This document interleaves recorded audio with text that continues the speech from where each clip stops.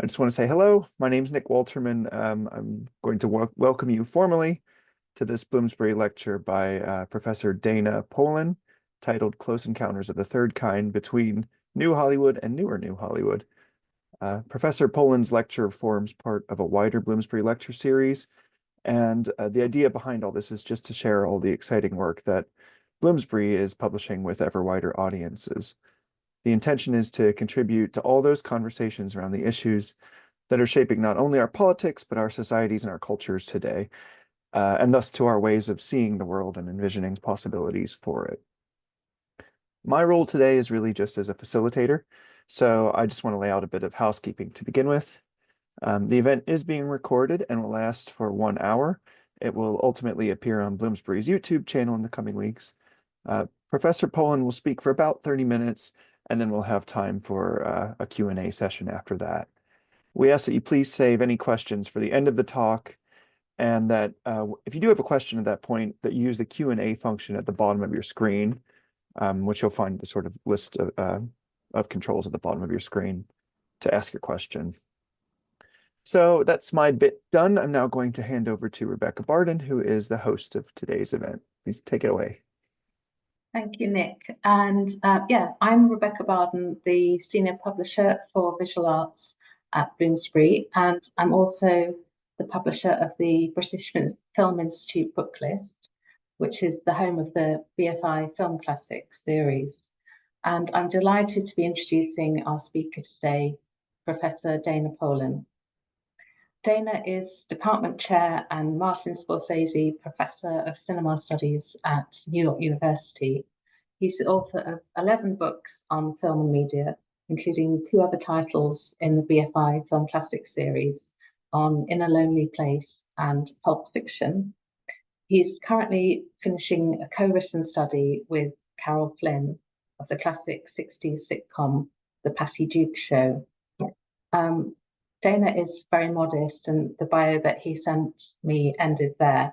But I just also wanted to mention that among his many other professional achievements and accolades, he is a former president of the Society for Cinema Studies and former editor of its publication, Cinema Journal. He has been knighted by the French Ministry of Culture for his contributions to cross-cultural exchange. And in 2003, he was selected as one of that year's 2 Academy Foundation Scholars by the Academy of Motion Picture Arts and Sciences.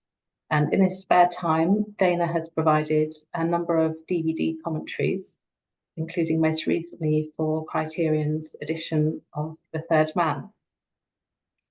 Dana's recently published book on Close Encounters of the Third Kind is available to purchase using the link that Nick will be putting into the chat box. And there is also a discount code that you can use to get 30% off the published price. That's good through the end of December. Dana's lecture today is titled Close Encounters of the Third Kind Between 70s New Hollywood and the Newer New Hollywood. So please join me in giving Dana a very warm welcome.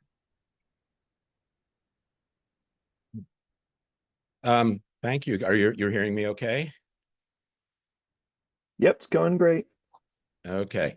I want to thank Rebecca Barden at the BFI for inviting me to come today to talk about the book that she invited me to do for the BFI. I'm very happy to do this presentation and conversation, and I hope it will be informal. I really want to hear your questions and comments, whether on what I say or your thoughts about the film. I want to thank Nick Walterman for the technical aid to make this happen. I'm sort of I'm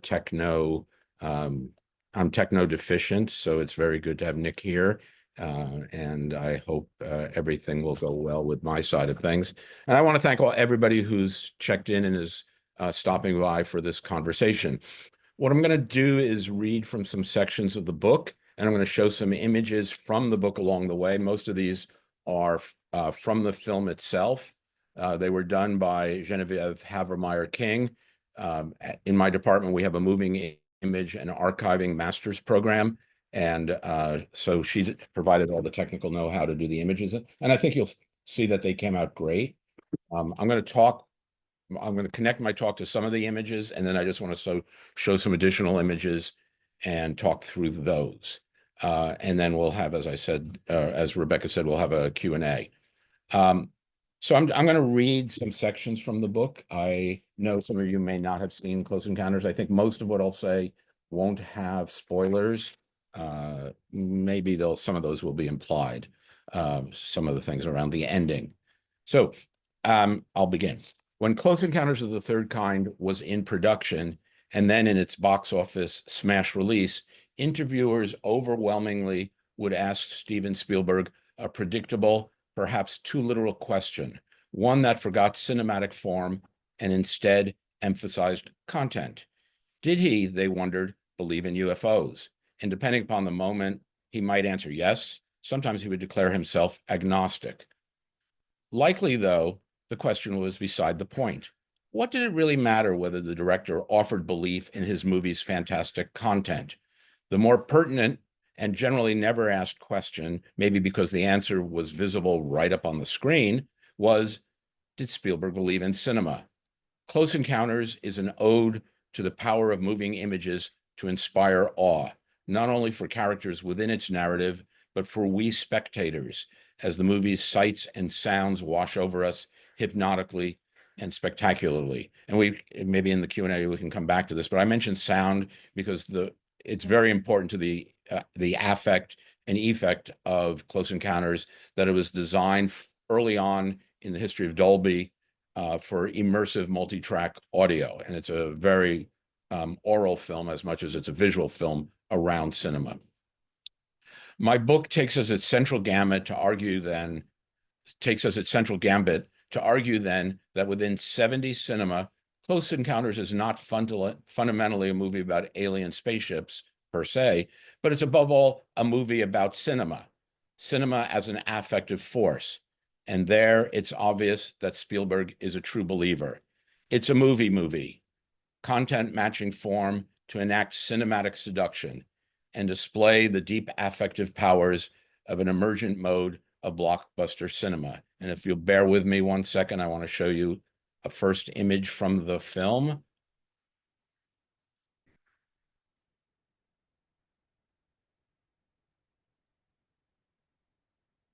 You should be seeing the poster for Close Encounters. Yep, it's on screen. Okay, does it work at that size? Yeah, that's fine. Okay. So just to remind you of how the film is promoted, this is the original poster campaign, giving us the 3 definitions of Close Encounters of the Third Kind being sightings, Close Encounters of the Second Kind being evidence, and Close Encounters of the Third Kind, contact. The terms come from a ufologist, J. Allen Hynek, who was actually an advisor on the film and has a cameo role. And what I particularly, and I'll come back to this, what I want to emphasize about the poster is, on the one hand, the glow way down the road, sort of a glow that extends into the galaxy, suggesting some kind of luminosity, something at the end of the journey. But I also want to emphasize the journey itself. The foreground of the poster is the highway. And in the 70s, up through and past Close Encounters, we have a lot of what we might call road movies, especially, and I'll come back to this, especially with men who get on the road. There's a few exceptions where women get on the road. Some of you may know Barbara Loden's wonderful film, Wanda. Some of you will know Scorsese's Alice Doesn't Live Here Anymore, although she ends up stopping her journey on the road to stay with the late Chris Christopherson. But there's a whole tradition of road movies in the 70s, often men who set out not knowing where they want to go, sometimes not getting there, films like Five Easy Pieces, etc. And I'll come back to that.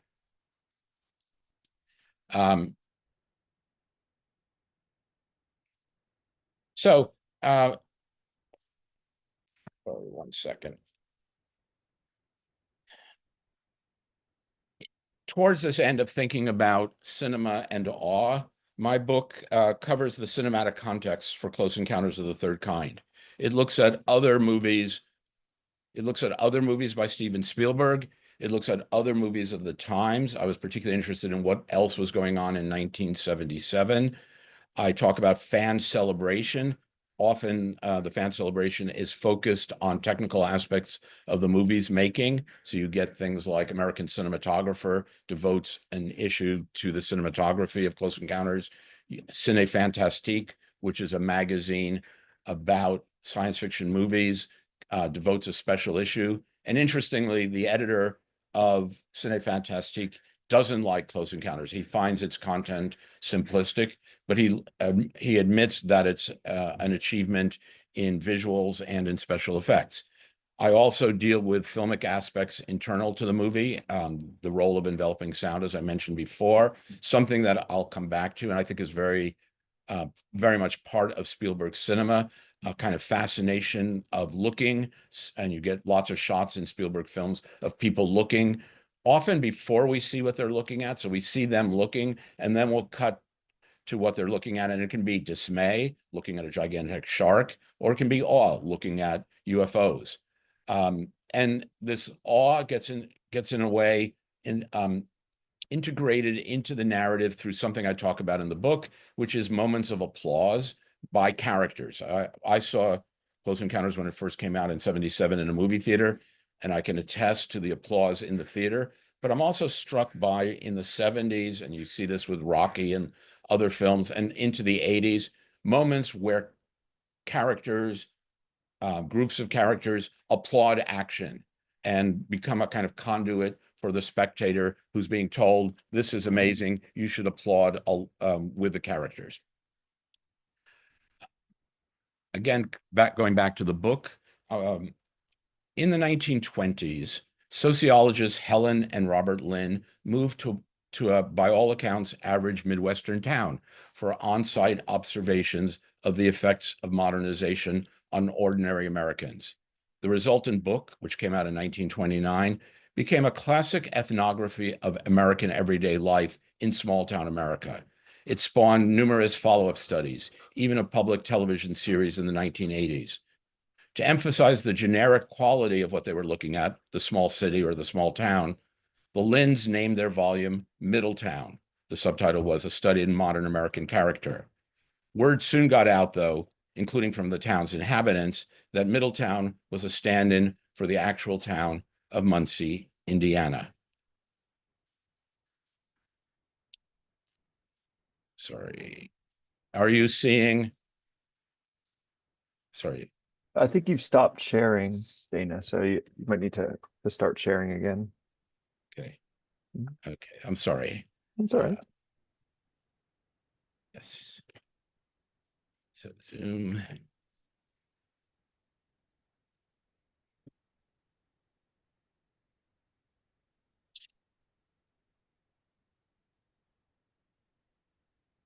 It will take me, sorry, it will take me 1 minute to do this. It's all right.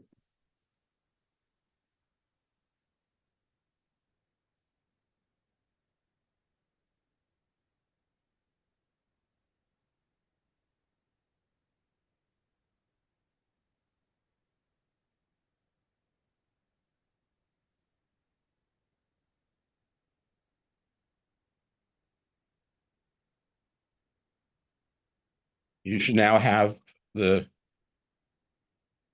image on the screen. Yeah, of Muncie, Indiana. Got it. Okay, so this is so Muncie, which is the real Middletown. This is an early title from Close Encounters. If you know the film, the first sequence takes place in the Sonoran Desert.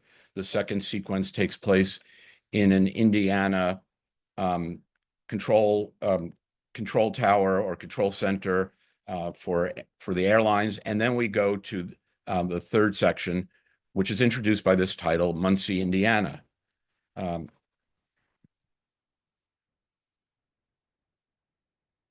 tradition of writings on Middletown, including in the popular press, as well as fiction and nonfiction films, have rendered Muncie an ongoing symbol of small-town Americana. It is, for instance, where hapless protagonist Norval Barnes, played by Tim Robbins, hails from in the Coen brothers film, The Hudsucker Proxy. And if you know that film, he's from Muncie. Amy Archer, who's a New York bred sophisticate, but who's out to entrap him, claims that she's also come from Muncie and knows that that will resonate with him. I think it matters in this respect that as Close Encounters opens, Gillian Guyler and Roy Neary are each living, as the title that's on the screen shows you, in Muncie, Indiana.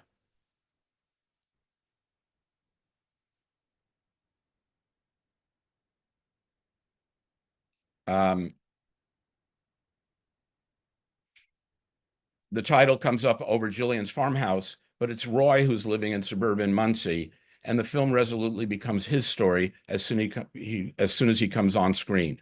Muncie, Indiana is where Roy has an average American home, an average American family, an average American job, and average American prospects.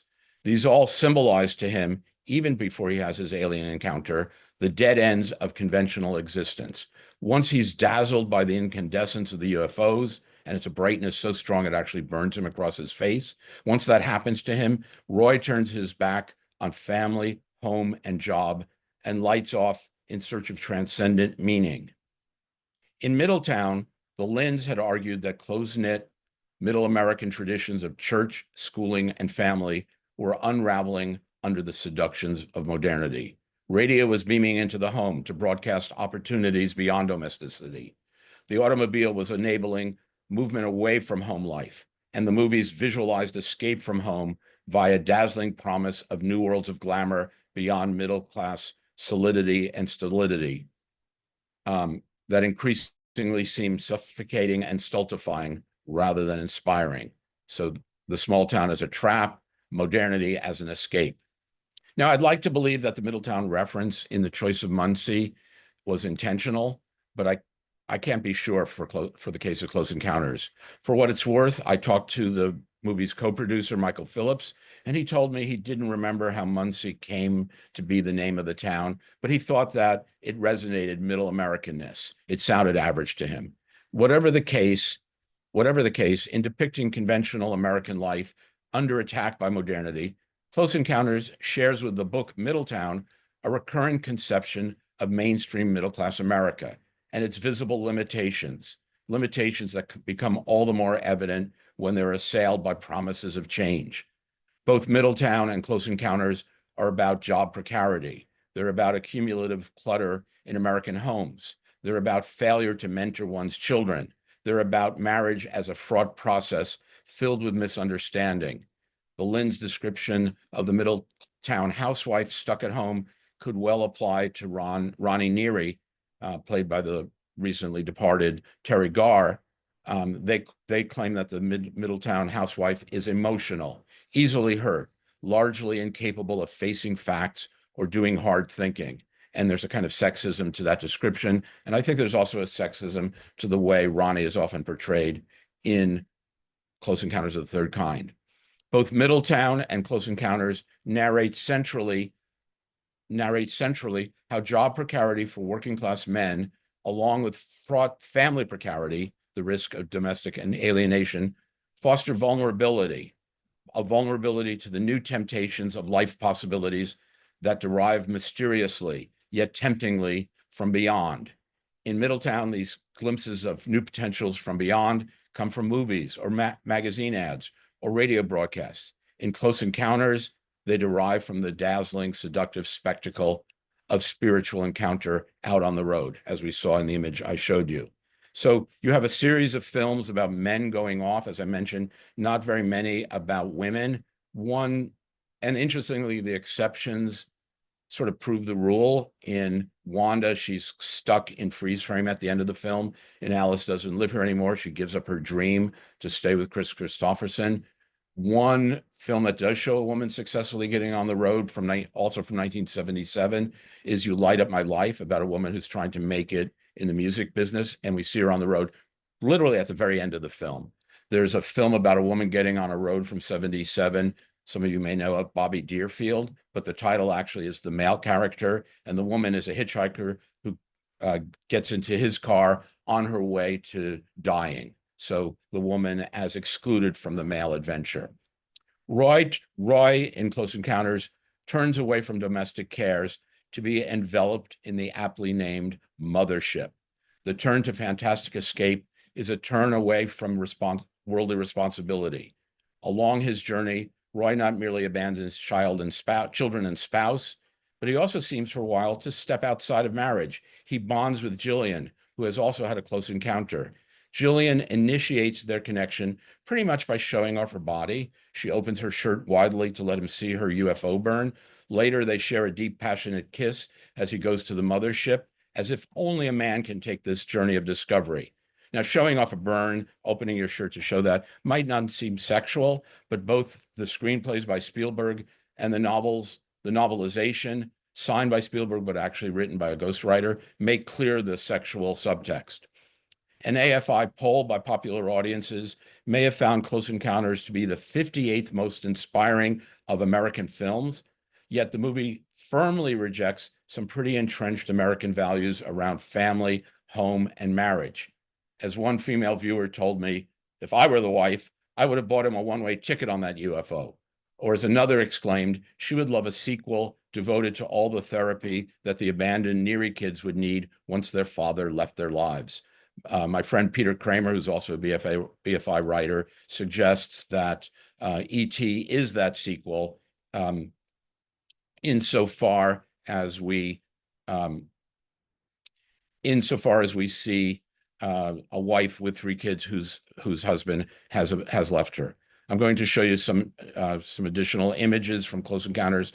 Are you seeing these? Yep, they're on.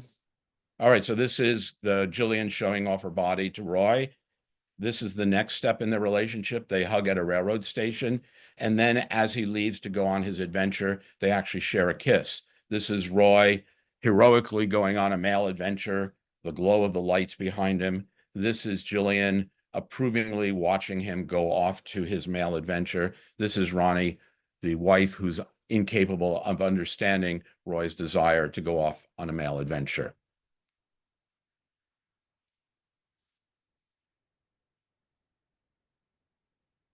If the Lynn's worried about the effects of Dana, sorry Yes. to interrupt. You might want to stop sharing because we can see your script Yes, there, right. although Yes. it doesn't hurt to read along. That's okay. Yes. Yes. If the Lynn's worried about the effects of seductive modernity, the 70s cinema of fascination literalizes that seduction for male character and viewer alike. In leaving the house for the movie theater, as we would have done in 1977 in order to see Close Encounters, we abandoned domesticity, but only for a moment. We let fantastic sights and sounds transport us to new universes of wondrous possibility. We drive to the nearby multiplex, and we watch stories about characters who often themselves head out on the road. But in their case, in the case of these characters, they don't often go back home. And that's certainly true of the wandering male figures of the first part of this part of the 70s. 70s cinema often seems to be about visual effect, but is also often about escape, especially that of men alienated from their conventional lives and going off elsewhere. It is a common gesture by film historians to posit a break between an early 70s cinema, a questioning cinema, a gritty, downbeat, realistic cinema. Think of Taxi Driver from 76 with its broken down city, fatuous politicians, endemic violence. It's common for critics to draw a break between that cinema and a later cinema of upbeat escapism, literalized in special effect fantasies of transcendence. Revealingly, each period has been claimed to represent a new Hollywood. Yet it's easy to overstate the distinction. Many films across the period combine realist, everyday entrapment with dreams of escape. To take just one example, also from 77, of how realist and fantasy modes of cinema blur in the period, Saturday Night Fever sets the bulk of its narrative in the mean streets of Brooklyn, which is presented from the first shot as a site of working class burden. Tony and his gang can get some buoyant respite at the science fictional discotheque. And interestingly, the discotheque, this is a good Trivial Pursuits question, is named 2001, A Space Odyssey, but with 2 Ds, Space Odyssey. And at the disco, gleaming lights promise possibilities no less seductive than the luminous glow of the UFOs in Close Encounters. And some critics talking about Close Encounters even said that the colors were disco ball. Where do you go when the record's over was the slogan for Saturday Night Fever. Like Close Encounters to a degree, Saturday Night Fever links back to the earlier films of a new Hollywood about male alienation, but it shares with the science fiction movie Close Encounters fantasy. And here it's the fantasy not of going into outer space, but going to Manhattan, which is across the river, but a universe apart. It's a place where, for example, rapists or would-be rapists like Tony can find redemption from their would-be victims.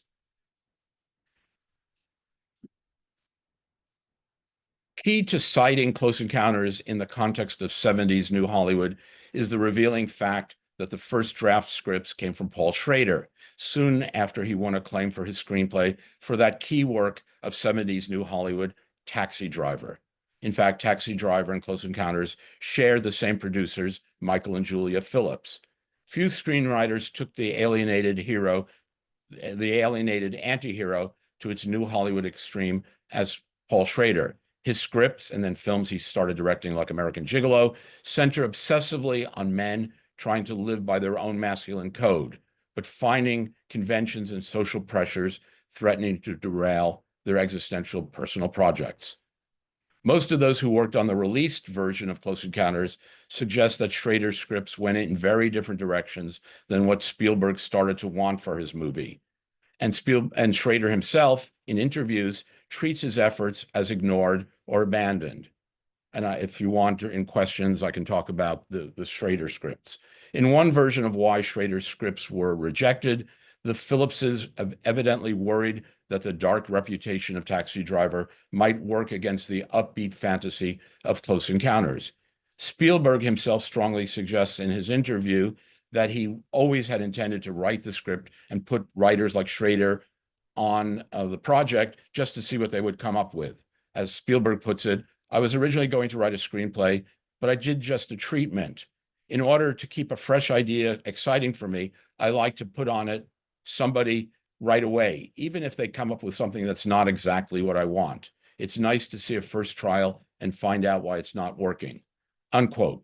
For what it's worth, Paul Schrader offers a very different account, suggesting strongly that the differences were deeper around conflicting imaginings of the protagonist and what he goes through on his quest and why he goes through that. And here's Schrader from an interview. What I had done was to write this character with resonances of King Lear and St. Paul, a kind of Shakespearean tragic hero.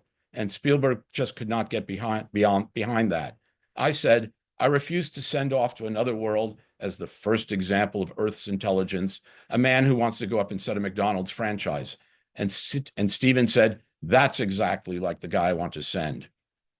Steven's Capra-like infatuation with a common man was diametrically opposed to my infatuation with a redeeming hero, unquote.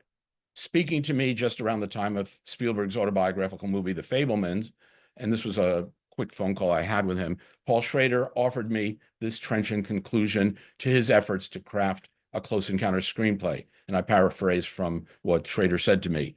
I just finished yesterday adapting a Russell Banks story about a man dying of cancer. Spielberg just finished making a movie about a kid who likes making movies. That about sums it up. So what I'd like to do now is show you some more images, and then we can open up, and I know Rebecca may have some questions.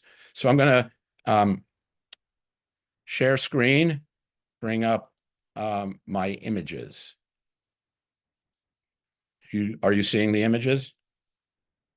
Yeah, they're up. Okay. So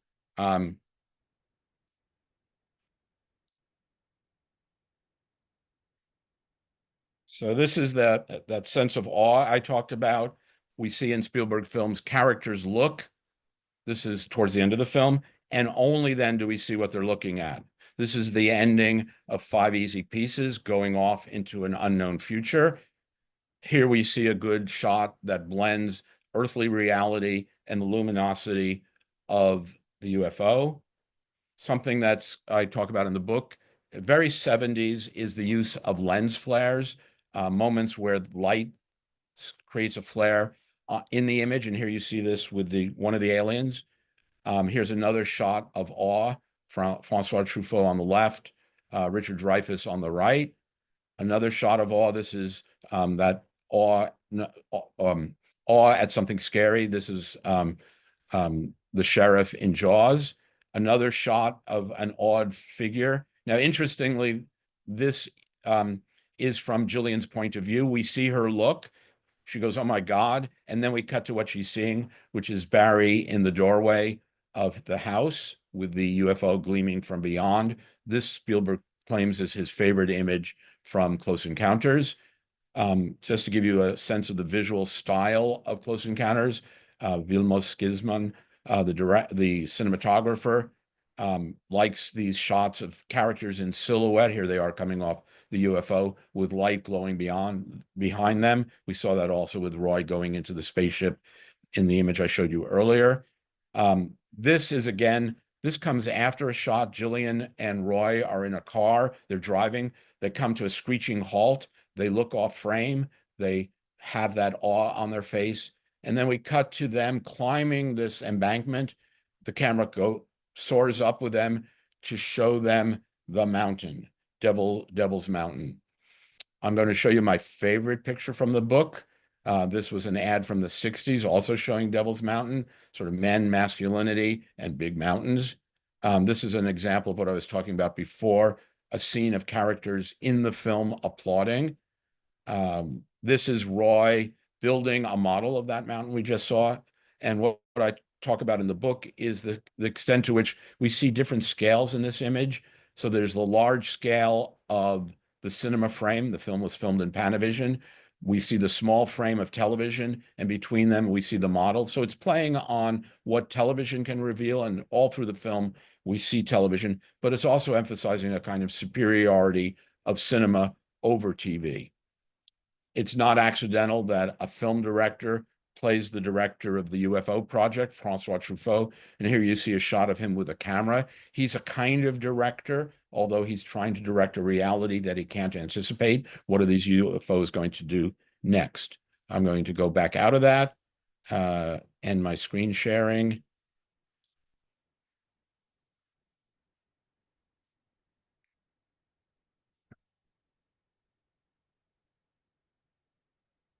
You should be back to the screen with me present. Yes? Yes. Okay. Take it away, Rebecca. Fantastic. Well, thank you so much, Dana. That was so interesting. And although I've read your book at manuscript stage and then proof stage, and then again in printed form, it's still so illuminating to hear you talk about the film and its context. So I'm just going to see whether we have any questions. I have a question from Lee Hill. Hello, Lee. He says, thank you for your book and talk. The presence of Truffaut as the UFO investigator is a fascinating signifier of the new Hollywood's influence by European art cinema and national cinemas in the 60s and 70s. Do you have any further comments on that? And Lee says he's looking forward to reading your book, having seen the film back in Canada as a teenager. That's a great question. Are you the Lee Hill who wrote the wonderful BFI on Easy Rider? Yes. I don't think they can respond in real time because it's in the Q&A, but I'm going to go ahead and guess yes. Yes, there we go. Yes, yeah. Congratulations on that book. It's a really excellent analysis of the film, including the way in which they imagine a kind of science fictional follow-up where the characters would be in the heavens and come down to earth. And I think there's something about ordinary reality and fantastic reality that's running through the late 60s into the 70s, and I was trying to hint at in my presentation. So on the question of the new wave, it's clearly something that's impacting a lot of directors American directors in the 70s. I've just been doing some work thinking about Martin Scorsese's film Goodfellas, and he talks about the freeze frames in Goodfellas as being documentary, as being just noticeable and being inspired, especially by Truffaut and the freeze frame at the end of the 400 Blows. I think in the case of Close Encounters, it's a film that I think, for me, it's a film that's between lots of things. It's between the early 70s and the later 70s, as I tried to suggest in my talk. I think it's also between art cinema and popular cinema. It's a film that does very well at the box office.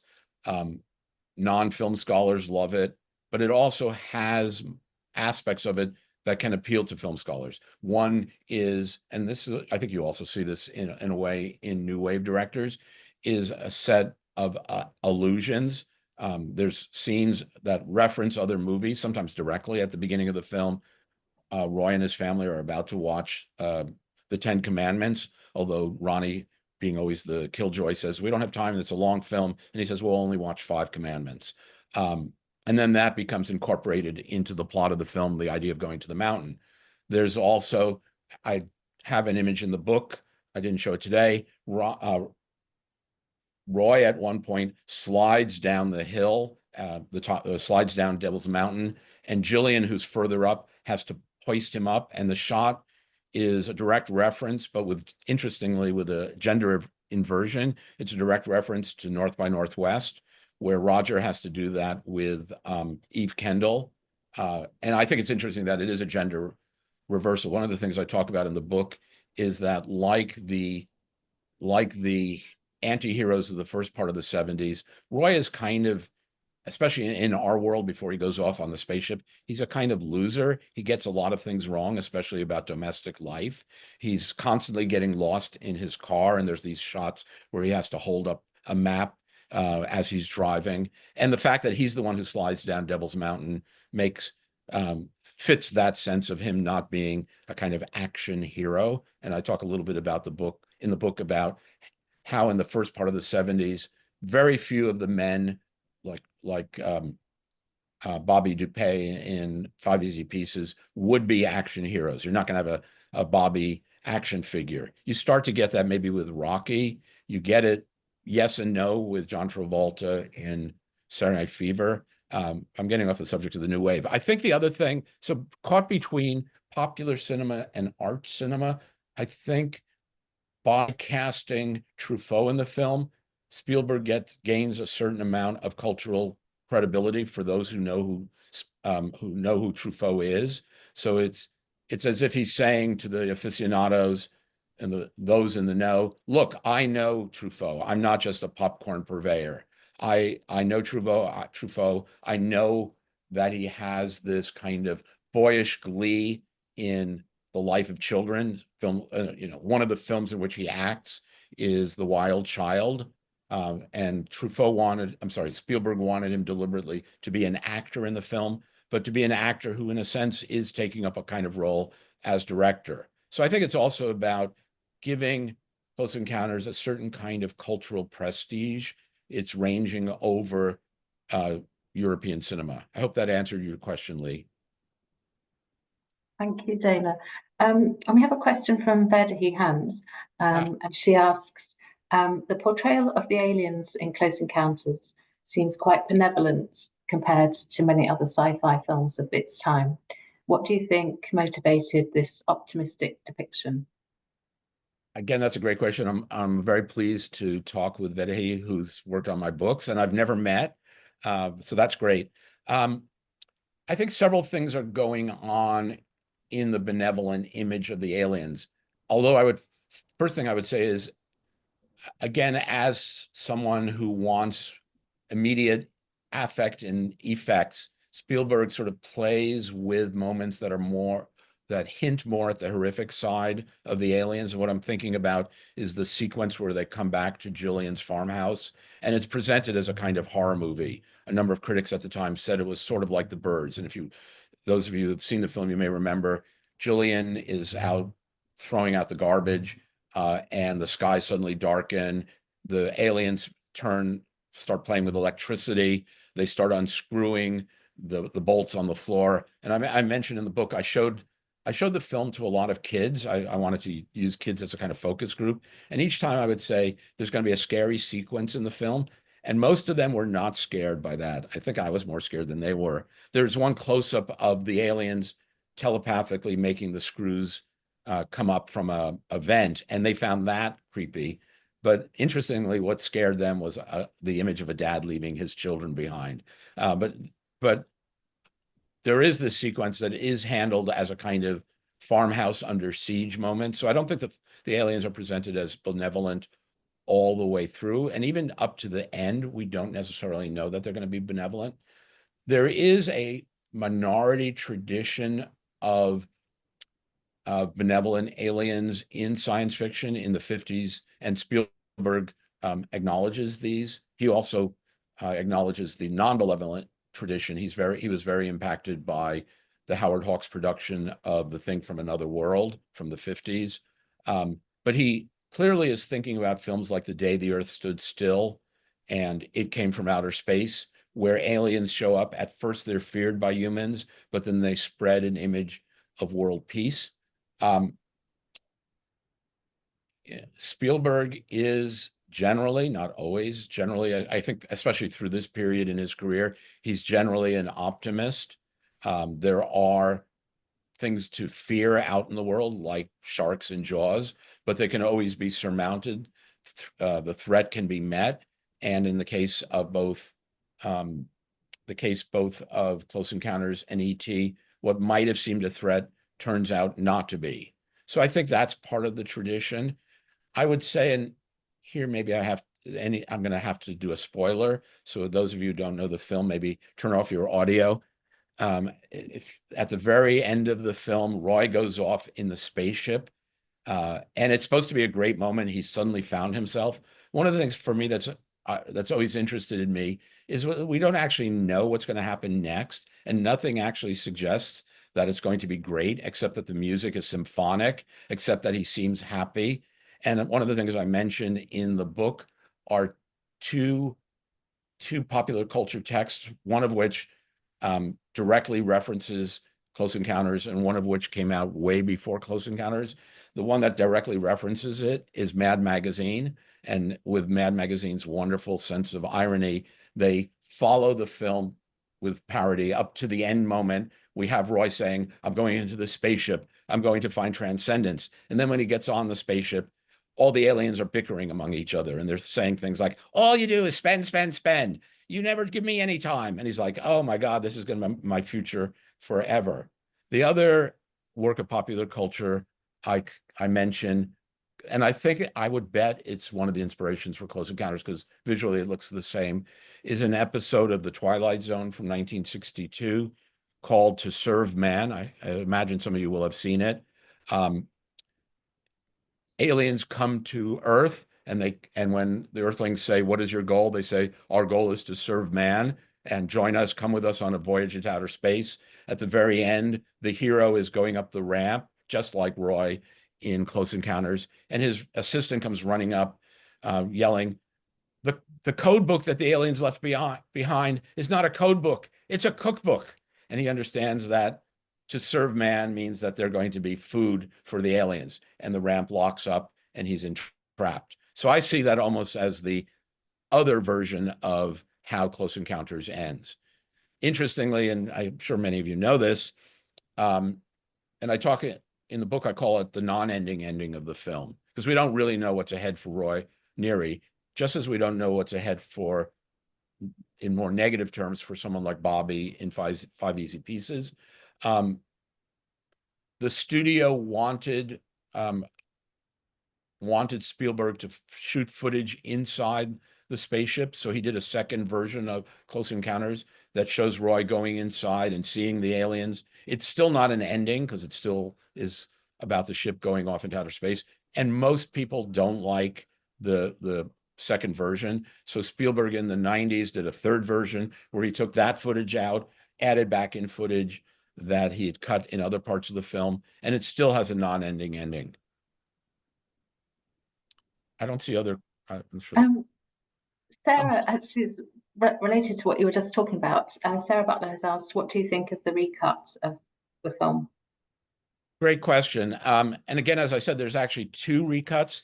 There's what they called, and I may get these wrong. There's a director's cut or a special edition, and then the director's cut. The one I like best is the 90s version. So the version in 77, they went back and shot, as I said, more footage inside the spaceship. They also shot footage of Roy alienated from his family. There's a sequence where he's in the bathtub in his clothes with water on him. That was not in the 77 version. I like that sequence. Ronnie has a breakdown. They find a boat in the Sahara Desert. That was not in the 77 version. So for the 90s version, he cut out things like the sequence inside the spaceship, but took the best of the previous the best of the previous two versions, and it's the third version that I like most of all. Great. He also had talked about a sequel, an actual sequel to the film. There were scripts written. I think in a way, E.T. becomes one of the sequels. Interestingly, going back to Vedahi's question, the non-malevolent sequel is on the one hand Poltergeist, but even more Gremlins, which is about bad creatures. And I think which Spielberg produced, and I think those are the sort of coming out of Close Encounters and exploring different versions of encountering aliens or others or monsters. Thank you, Dana. I was wondering, do you still go to see like if a kind of contemporary blockbuster like Gladiator 2 came out, would you go and see a movie like that, or do you feel like you don't need to see it, or you don't want to see it, or you do want to see it? My view is I will see anything, and I will see anything that's part of a current cultural conversation. For me, the bigger problem is just time. My mind just went blank. When I have to cite a film, my mind goes blank on it. Wicked, which everybody's talking about. Wicked is 2 hours, 40 minutes. And that's, for me to find 2 hours, 40 minutes is hard. I'm right now, as you mentioned, working on the Patty Duke show, and a lot of my viewing time is devoted to watching other TV shows around the Patty Duke show. With Goodfellas, I'm watching a lot of Scorsese. And this is not to brag, this is just the way I work. When I did Close Encounters, I wanted to see as many films of 1977 as possible. There are 140. I tried to see them all. I got to about 100 and then ran out of time. And some of those were a waste of time, I would say. Going back to, I think it was Vedahi's question about benevolent aliens, there's a lot of creatures and attacks by creatures in 77. Very few are from outer space. It's more often animals going crazy, rabid animals, packs of animals.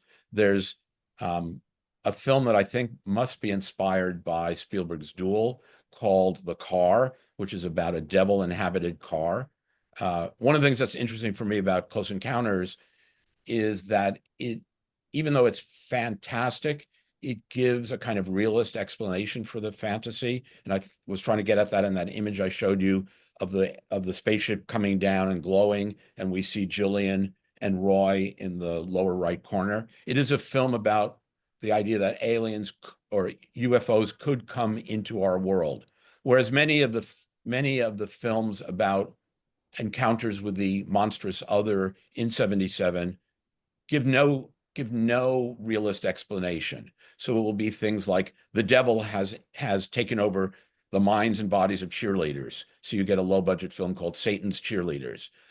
For some reason, the devil has taken over the car in the car, and it's never really explained. And maybe going back to Vedahi's question, the last big alien encounter film before Close Encounters, there are some, but the last big alien encounter film, and it's a big impact on Close Encounters, is 2001: A Space Odyssey from '68. Kubrick in the original script had actually had Dave Bauman meet aliens. He wasn't able to make convincing looking aliens.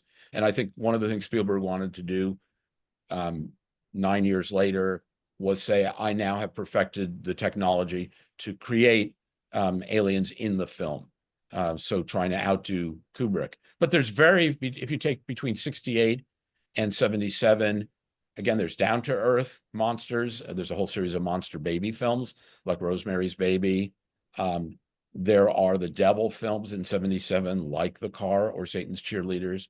But there's very few UFO films. There's science fiction, but it's very much a science fiction of our world rather than our world encountering another world. And what I'm thinking of is in the early 70s, there's a number of apocalyptic films. Earth has been radiated, and we have to deal with the fact that our world has turned monstrous.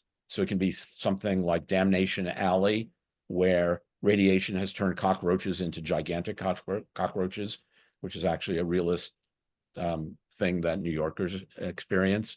You get films like A Boy and His Dog. Again, the world has gone apocalyptic, and now dogs are telepathic. But there's very few alien encounter movies until Close Encounters. Something that interests me about, you're talking in the book about this, maybe as well as being a movie about aliens, it's a kind of about the love of cinema and the potential of cinema to offer us spectacle and sensation, but also the sense of community that you talk about, and the ways in which Spielberg gives us that sense of community with the clapping and the sort of point of view shots. Do you feel like, I know when I go and see these big blockbuster movies now, I feel like it's more, rather than participating in something, it's being kind of bashed around the head with spectacle and sound. And that maybe because of the need to sort of differentiate from what you can watch at home on Netflix, the kind of we've kind of gone towards this extreme end of the spectrum. And in John Lewis's book on Die Hard, he talks about Joel Silver's theory of the whammy and pacing in movies. It feels like there's just constant whammies. I don't know if that's a kind of misunderstanding, or if you had any views about the contemporary blockbuster in relation to what Spielberg is doing in this film.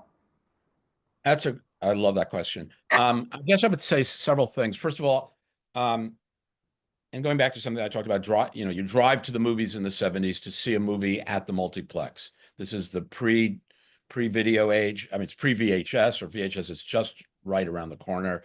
It's certainly pre-DVD. So you're seeing movies at theaters for the blockbusters of the 70s. And there are some before, but the real blockbuster moment is 76, 77 and after, with Close Encounters, Star Wars, etc. So you're seeing movies collectively. And interestingly, and I think this connects to your question, I would want to argue that there's more activity by spectators in those times than now. You're going back to your idea of being knocked over the head.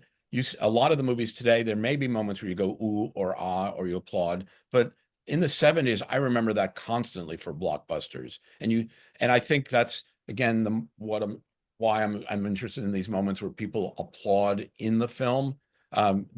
It's as if the film is saying, if they're applauding, you better applaud also. And you see all these films with applause. I mentioned in the book two later ones that have always intrigued me: Officer and a Gentleman, where he comes to rescue Deborah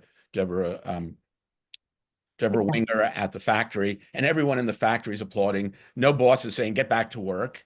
The other that really fascinates me is the end of Crocodile Dundee. As a New Yorker, I love the ending, because if I'm not sure people know the ending, he is trying to reunite with the woman of his dreams, and they're on opposite sides of a subway platform, and he yells to her. She can't hear him. So people pick up his message and pass it along. and I can swear, I can attest to by the fact that I'm a New Yorker, no New Yorker would do that.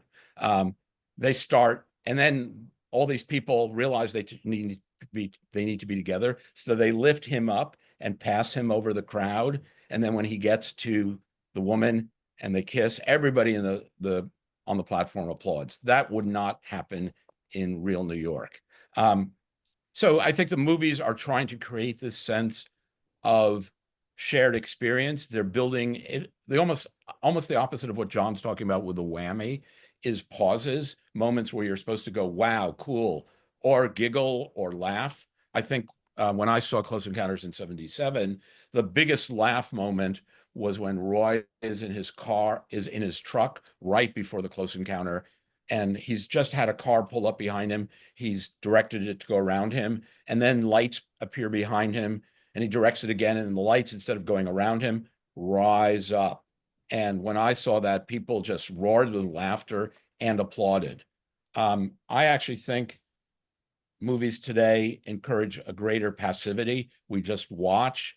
I notice there's less applause, there's less ooh and ah, maybe because the movies have become so loud, so big, so predictable. Now there's exceptions, and I don't know if you had this in England, but we had a big debate in the US about whether people should sing along at Wicked. And most theaters were trying to prevent that kind of participation. But that's a very select crowd that wants to go and sing the song. One thing I want to mention, and I don't think I discussed this as much as I could have in the book. One of the things I'm struck by with Close Encounters, going to the idea of community, is that it certainly centers on Roy, but it's also a film about various communities. There's a moment where he goes to a hillside and there's a whole bunch of people who believe in UFOs, and the camera even zooms in or moves in on a woman, and you think maybe she's going to play a role in the film, and we never see her again.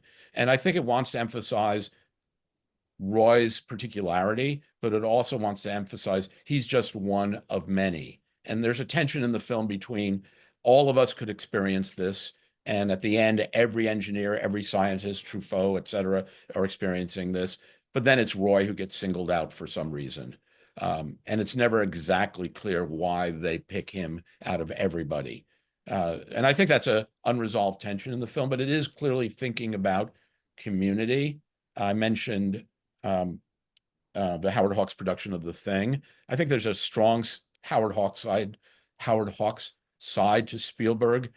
This idea of you get together with other people, you form a male group. I think you see that very strongly in Jaws. They even have, like in a Hawks film, the three men on the boat sing along. So Roy becomes part of this larger community. He's welcomed into the group of scientists, but then he still has his own mission ahead of him. You know, it's interesting. He's in a row of astronauts or cosmonauts who have all seemingly been trained to go off into the UFO. And as many times as I've watched the film, and you could freeze frame, we never know if they join him. They're lined up. He's picked out of the line. He goes into the UFO. We never see the other people. It's unclear. And certainly in the version that Sarah was asking about, the second version, he's alone in the ship. So there really is this idea of he's part of a group, but then at the end he's redeemed, and he's come to peace with himself. He's kind of everyman. Yes. Scenario. Yeah. Well, I think that seems like a good moment to end on. So thank you so much, Dana. That's been My pleasure. A really fascinating hour that we've spent together. And thank you also everyone who's attended today, and we hope very much that you've enjoyed it, and keep an eye out for future lectures in the series. So just like to close again by thanking Dana for sharing his illuminating thoughts with us today. Thank you. Thank you to everybody. I love talking about movies, so if you want to continue the conversation, people can find me on the web and send me an email. Thank you. Thank you. Thanks, Dana.